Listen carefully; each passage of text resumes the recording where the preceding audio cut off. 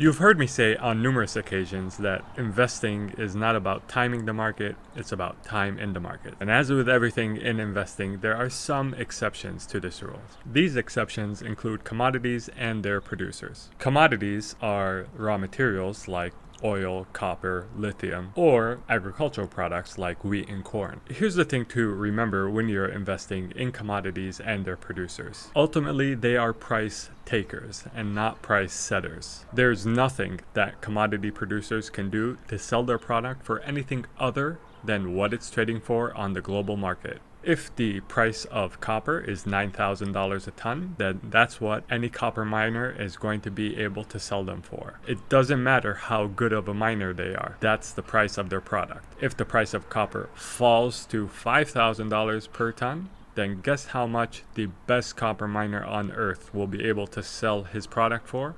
You guessed it, $5,000 a ton. Commodity producers ultimately output a pile of stuff, and this pile of stuff is completely substitutable by any other pile of the same stuff. In fact, even the word commodity is used to refer to something that is not special and entirely substitutable. The other thing to remember about commodities is that when the price goes up, this will only last for as long as it takes people to open new mines and increase production of that thing that experienced an increase in price. And it always amazes me just how fast people manage to do this. Take lithium for example. Even though extraction of lithium is hardly easy, demand for lithium and with it its price spiked in 2022. And this was caused because of the increase in demand for batteries, which are needed to manufacture electric vehicles. However, since then, a combination of a slowing economy and an increase in production of lithium to the tune of close to 30% between 2022 and 2023 have caused the price to come crashing down.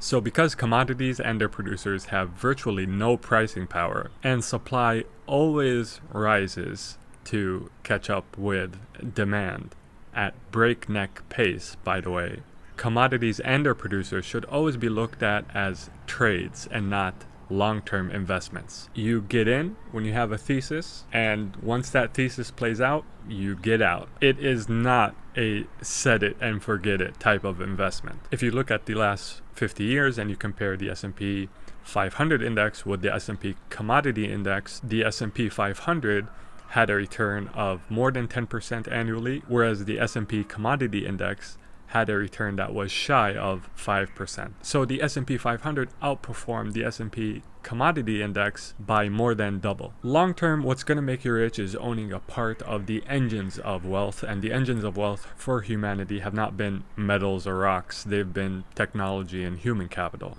However, there are certain environments where the return of certain commodities outpaces the returns of the average stock, in which case, make sure to remember to look at your commodity purchases as trades and not long-term investments.